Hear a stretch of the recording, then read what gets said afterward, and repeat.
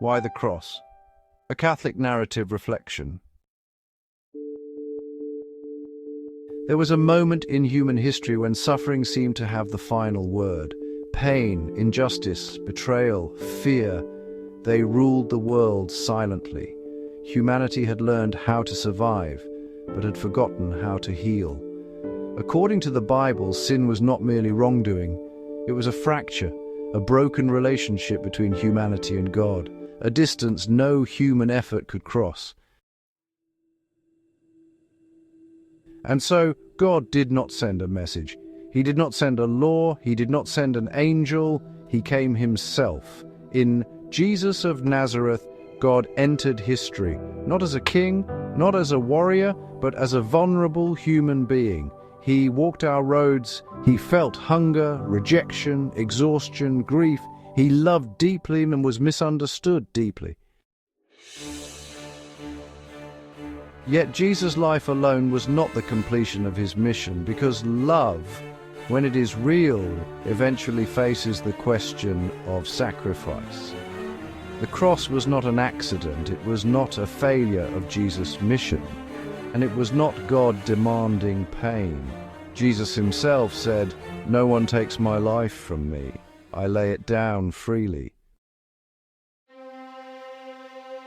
The crucifixion was his choice, not forced by power, but embraced by love.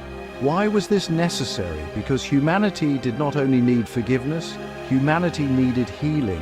Forgiveness spoken from heaven might erase guilt, but it would not touch human suffering. So God chose another way. He entered suffering. On the cross, Jesus carried betrayal, injustice, loneliness, violence, fear, everything the human heart knows too well. He did not escape pain.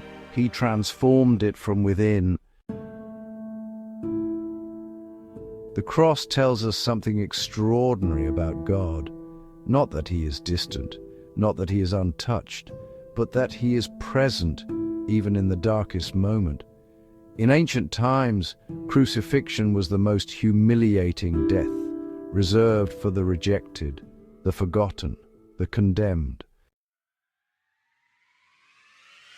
And yet, God chose that place to say to every suffering human being, "You are not alone, I have been there.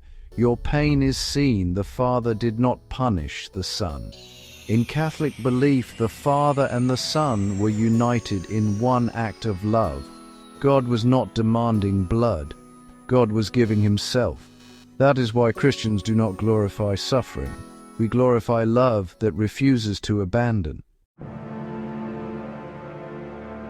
The cross was not the end, because love stronger than death cannot remain buried. The resurrection is God's answer to the cross. It declares that suffering does not have the final word. Hatred does not have the final word. Death does not have the final word. Love does.